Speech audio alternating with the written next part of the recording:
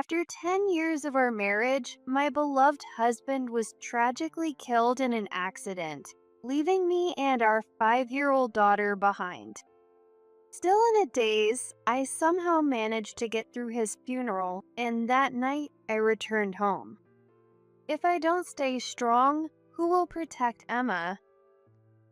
I told myself this, trying to muster some strength. Even though I had no appetite, I knew I had to feed Emma something for dinner. Hey, Emma, what would you like for dinner? When I turned around to ask, I saw her standing by the window, staring outside. Emma, what are you doing? Then she pointed outside and said something that took my breath away. Is that Daddy? I didn't expect a 5-year-old to fully understand this situation. Maybe Emma still believed that her dad would come home someday. Feeling a deep ache in my chest from her innocent words, I looked out through the gap in the curtains. Of course, no one was there. Daddy isn't coming back anymore, sweetie. Why did I have to say such a thing to my daughter? My heart felt like it was being crushed by an invisible hand, ready to burst. Emma continued to gaze outside, clearly not understanding. At that moment, a thought crossed my mind. Could Emma be seeing a spirit?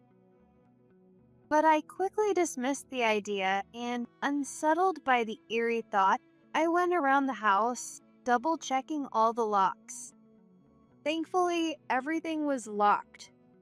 If it were just a spirit, that would almost be a relief. As I thought about this, Emma came over and hugged me. I couldn't see her face, but I'm sure she was crying.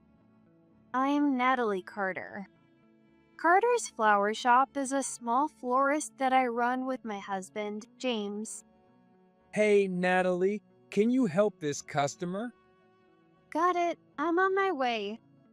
We're fortunate to stay fairly busy every day, and considering the size of our shop, I think we're doing pretty well. Originally, we both had different jobs, but after a certain event, we decided to open a flower shop, which had always been my dream. Now, we happily manage it together. That event was the birth of our daughter. Her name is Emma. We didn't have children right away after getting married, and it wasn't until about 5 years later that we were blessed with Emma. Our previous jobs had long hours, and it was hard to find time for Emma, so after a lot of thought, we decided to start this flower shop. James, with his experience in sales from his previous job, has built a great reputation with our customers. Not only that, but he's also really skilled at using all kinds of sales techniques to boost our revenue. On top of that, his old colleagues and juniors from his previous job frequently come by to buy flowers, and every time, I can't help but feel incredibly fortunate. Our 5-year-old daughter, Emma, also says she loves flowers, likely because she's grown up surrounded by them. James and I have a great relationship, and while it might sound strange to say, people often call us a model couple. These flowers are beautiful. Thanks for picking them out. I'm so glad you like them. Well, I'll be back again. We'll be waiting for you. Thank you. What could I possibly complain about? I'm at the peak of happiness right now. What kind of person will Emma grow up to be? When it comes to thinking about her future, that's about the only thing on my mind. Our family has a set routine. Every morning, the three of us leave the house together, drop Emma off at daycare, and then James and I head to the flower market. We always arrive at the market later than usual, but we've made peace with it for Emma's sake. However, this morning I wasn't feeling well. When I checked my temperature, I had a high fever of over 101 Fahrenheit. Sorry, James. I think I caught a cold. Wow, your face is flushed. Don't worry, leave today to me and just get some rest. I'm sorry. You don't need to apologize. It's not like you wanted to get sick. All right, Emma, it's just you and me today. Okay, but is Mom going to be alright? I'll be fine. I'm going to get better today, I promise. I managed to get through the household chores before they left, but that was all I could handle. My body felt as heavy as lead, and with every step, pain shot through my joints. Maybe my fever was still rising. Before I knew it, it was time for the two of them to leave, and for the first time, I saw them off from home. All right, we're heading out now. Make sure you get some rest. Mom, take care. Their kindness hit me hard. Yeah, thanks. Have a good day, you two. See you later. The front door quietly closed. As I watched them leave, I collapsed on the spot. With my vision swimming from the high fever, I somehow made my way to the living room. And there, I collapsed onto the sofa, falling into what felt like unconsciousness. I don't know how much time passed. I was woken by the blaring ringtone of my phone. In my dazed state, I fumbled to find where the sound was coming from. Finally grasping the phone, I answered without even checking who was calling. Hello?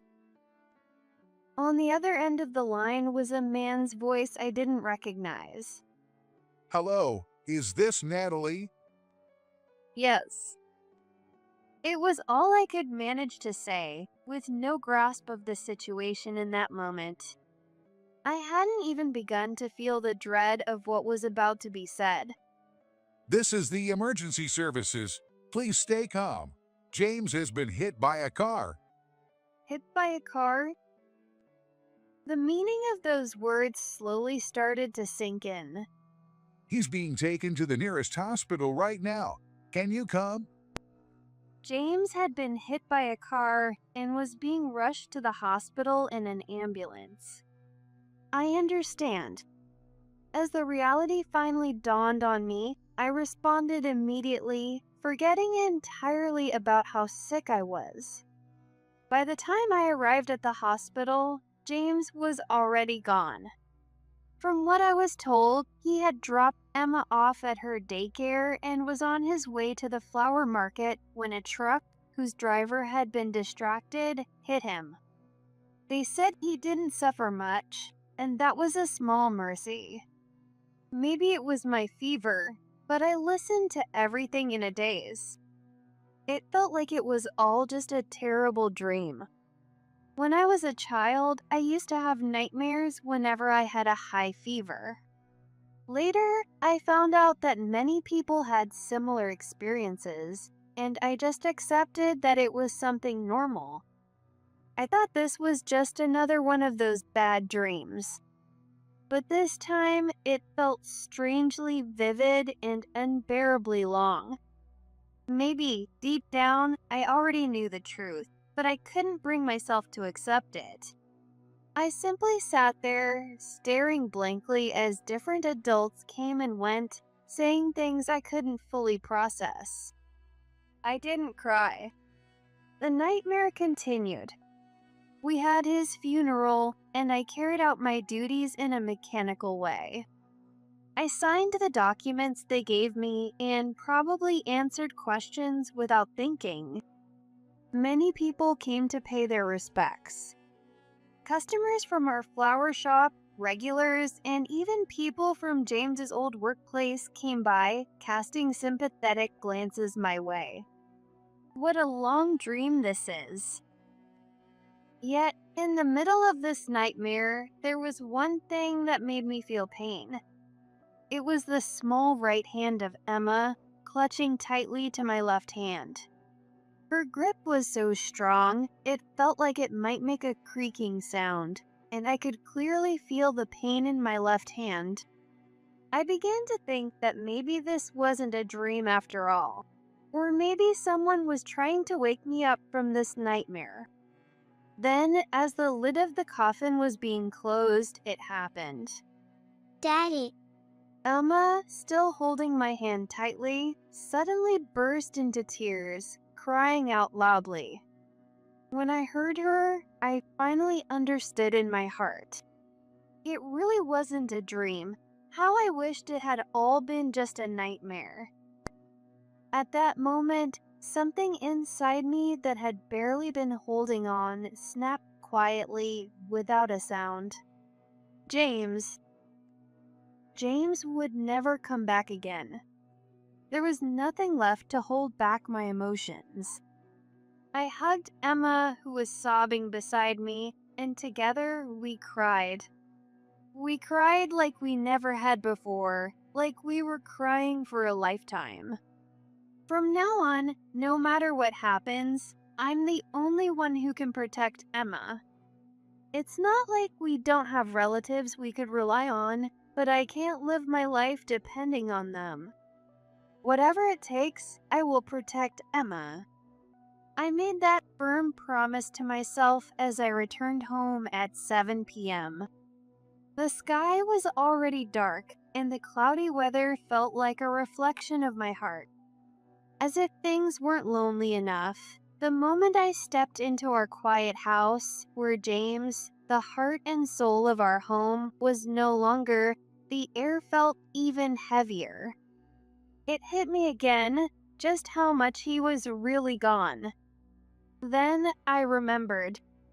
If I don't stay strong, who will protect Emma? I told myself this, trying to muster some strength. Even though I had no appetite, I knew I had to feed Emma something for dinner. Hey Emma, what would you like for dinner? When I turned around to ask, I saw her standing by the window, staring outside. Emma, what are you doing? Then she pointed outside and said something that took my breath away. is that Daddy? I didn't expect a 5-year-old to fully understand the situation. Maybe Emma still believed that her dad would come home someday. Feeling a deep ache in my chest from her innocent words, I looked out through the gap in the curtains.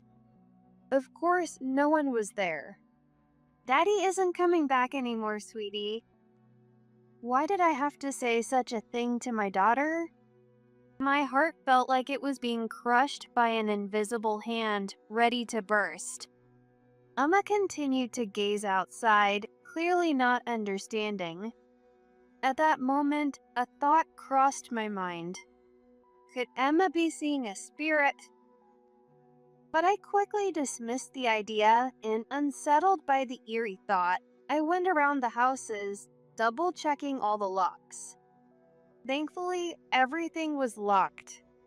If it were just a spirit, that would almost be a relief. As I thought about this, Emma came over and hugged me. I couldn't see her face, but I'm sure she was crying. However, even after some time passed, Emma kept saying, "Daddy is here." On a weekday, on our way home from daycare. On weekends, while shopping at the grocery store. No matter where we were, Emma would repeatedly ask, "Is that Daddy?" Of course, it couldn't be, unless she was somehow seeing a spirit. Sometimes I felt the urge to snap at her for saying it so often, but I couldn't. Emma was carrying the grief of losing her father at such a young age. Each time, I suppressed my feelings and gently said, "No, it's not." But deep down, I wished it could be true. Then one day, when I went to pick up Emma from daycare, one of the daycare teachers approached me and, looking apologetic, whispered to me, Well, is Emma doing all right? At first, I didn't understand what she meant, but then I realized. She doesn't say it often, but every now and then she says, "Daddy is here. I know about James, but..." Well, she sometimes says that with me too. I always tell her it's not true, but I didn't realize she was saying it here as well. But here's the thing. It's strange. What do you mean? We've been told to be extra careful about strangers and to keep an eye on the outside, just in case. So the notice was given to me. Then she looked even more apologetic before asking me a question. Does James have any siblings? No, he doesn't. Why? There's someone who looks very much like him. It's not just me who has seen him. Other teachers have noticed, too. We wondered if he might have a twin. I felt a chill run down my spine. James doesn't have any siblings. I've never heard of anything like that. Why was someone who looked like him showing up? Maybe Emma wasn't imagining things. Maybe she really saw someone who looked like her dad. The thought made me shiver. If you see that person again, please call the police immediately. From that day, we limited our outings as much as possible, and I decided to extend the flower shop's closure for a while. One Sunday, a few days later, my phone rang loudly. Given what had happened recently, I was on edge and my shoulder tensed at the sound. Nervously, I glanced at the screen and saw the name Mark displayed. Mark was one of James's former colleagues, someone he was very close to, and I knew him as well. Seeing his name immediately made me feel more at ease, and I quickly pressed the answer button. Hello. Hi, this is Mark. Is this Natalie? His voice, gentle yet firm, offered me a small sense of comfort. Yes, it's been a while. What's going on? Well, I know it's a bit late, but I just heard about James. I'm really sorry for your loss. Thank you. I was wondering if it would be all right to come by and bring some flowers for him today? For a moment, I hesitated. There was nothing wrong with him coming over now, but I couldn't completely rule out the possibility that Mark might be the suspicious person. However, I quickly shook off that thought. Mark didn't resemble James at all, neither in build nor in demeanor. Even if Mark had been lingering around us, no one would have mistaken him for James. Yes, that's fine. We'll be waiting. A few hours later, Mark arrived at our house and began to speak quietly. I was on a business trip overseas until just yesterday. I only found out about James passing yesterday. I see. I don't remember anything clearly about James's funeral. So it was only when I heard Mark's story that I realized he hadn't been at the funeral. This way, please. I led Mark to James's portrait, where he placed the flowers, tears welling up in his eyes. At first, Emma was cautious around Mark, but seeing him like that, she slowly came out from behind me. Mark then began to talk about how much James cherished us, how much he loved us, how proud he was of us. Just hearing those words made me cry, even though Mark was sitting right there. By my side, comforting me, was Emma. As we continued our conversation, the sky outside turned orange with the sunset, and before I knew it, the clock had passed 5 p.m. Suddenly, as if he had remembered something, Mark spoke up. By the way, has anything strange happened recently? I thought for a moment. It immediately came to mind. Emma's behavior and the issue with the suspicious person. I carefully told him everything, making sure not to leave out any details. After hearing me out, Mark's face turned pale. Then he began to talk about a certain junior colleague of his. There's a guy named Paul, one of my juniors. I think he's come to your flower shop before, so you've probably met him. Hearing the name, I suddenly remembered. He was the friendly man who looked oddly similar to James in build. The answer seemed to form in my mind before I even thought it through. I know him. Could it be? Mark nodded slightly and pulled out his phone. I got this strange message from him for some reason. The message read, "I have to fulfill James' wish, so I'm quitting my job," a cryptic statement. Looking closely, the message had been sent late at night on the day of James' funeral. What is this? James's wish? I don't know either. But if James had a wish, it was probably just to live happily with you and Emma. At that moment, suddenly the doorbell rang unexpectedly. I flinched and looked at Mark. He seemed tense as well, his expression growing more serious. However, Emma was different. Without any fear, she went to check the intercom and shouted loudly, It's me. I'm home. Daddy, With those words, we knew for certain that Paul had finally shown up at our houses. It's him. It's Paul. Mark quickly checked the intercom screen and nodded at me. I rushed over and stared at the screen myself. There was Paul, dressed and styled in a way that James would have liked. That alone was enough to instill fear, but what I saw next intensified that terror. In his right hand, a knife gleamed like a sharp blade.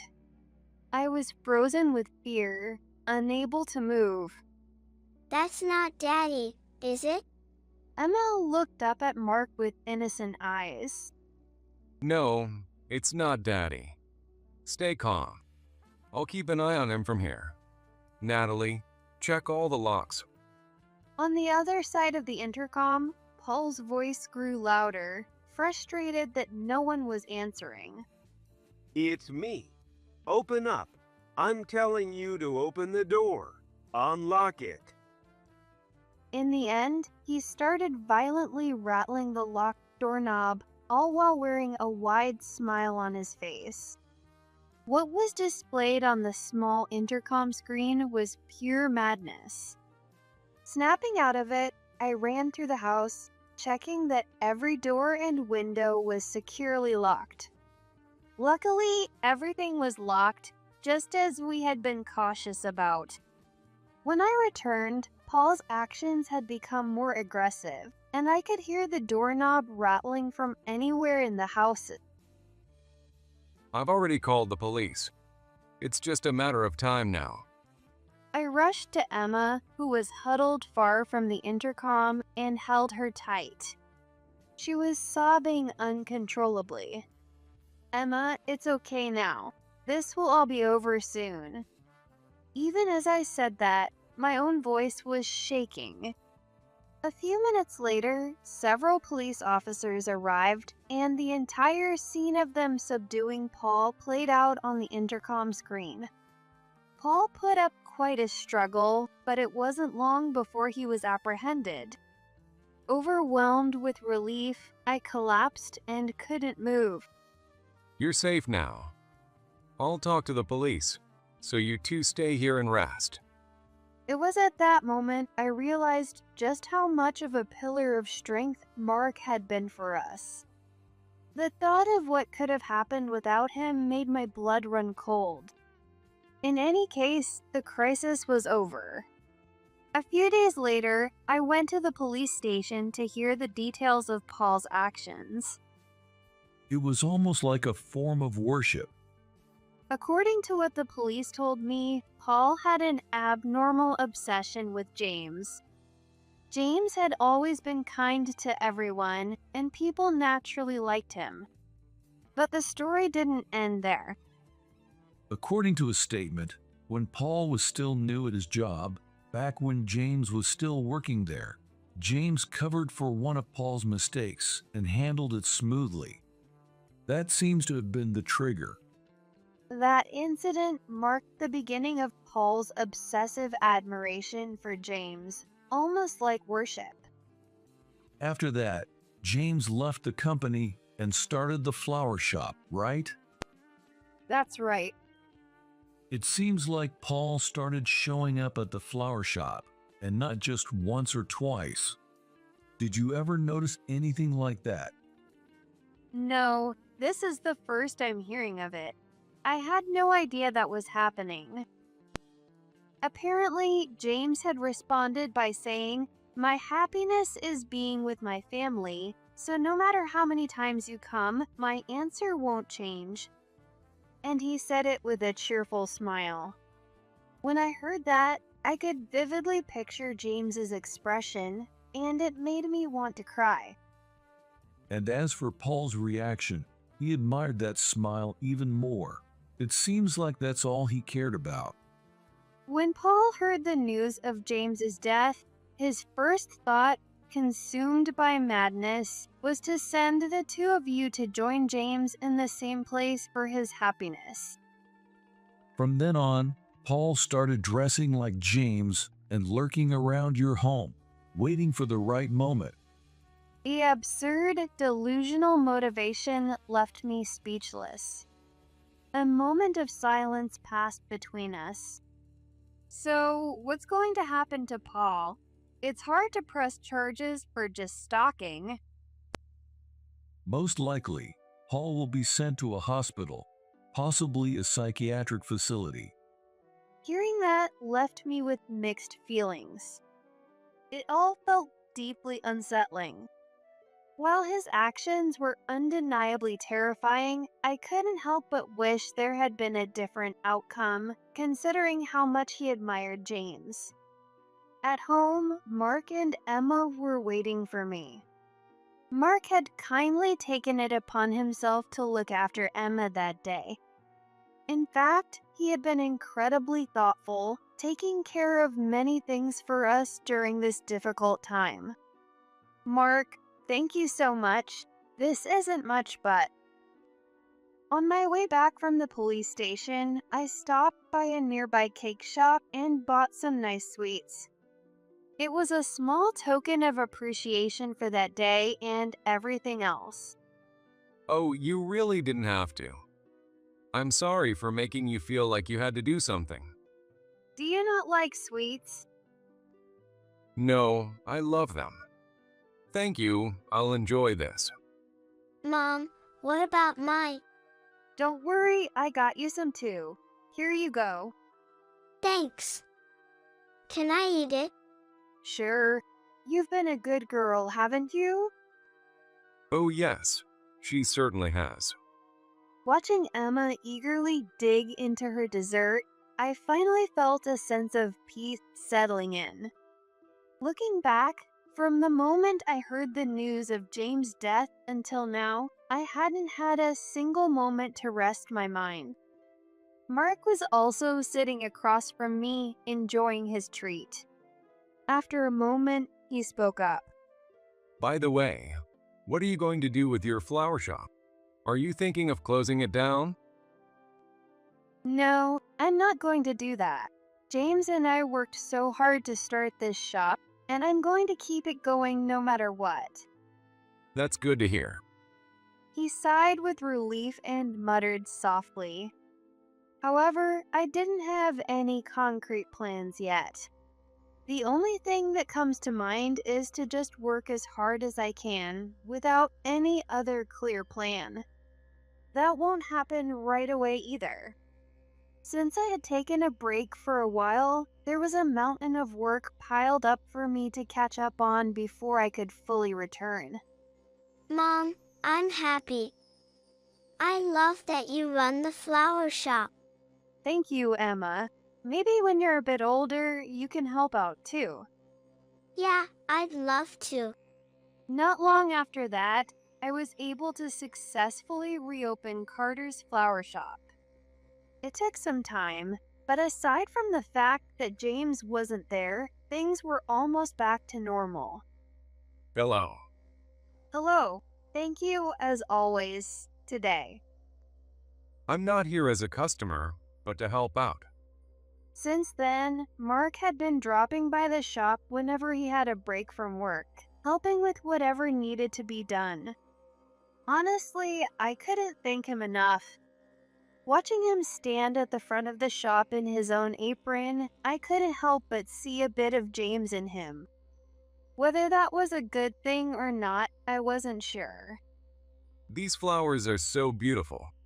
What are they called? They were lilies of the valley. Their meaning, happiness will return again. They were also James' favorite flowers. I got them this morning. Aren't the small blossoms adorable? Yes, they are. Let's put them somewhere where they'll be appreciated even more. With that, he took the pot of lilies of the valley outside and placed it in a spot where the sunlight hit perfectly. I was taken aback when I saw it. That was James's favorite spot to stand. There, that's better. See, they look even more beautiful now. Whether Mark knew it or not, he had placed James's favorite flowers in the very spot where James loved to stand. I couldn't hold back my tears. Well, I'm sorry. Should I not have moved them? No, that's not it. That's not. The lilies of the valley swayed in the breeze. It was a warm wind, the kind that felt like it could carry away the tears running down my cheeks. As I watched the flowers sway, James's smiling face appeared in my mind once again. If one day I could see James again, I would proudly tell him, "The family you loved is cherished by so many people." And then he would give me that bright smile once more,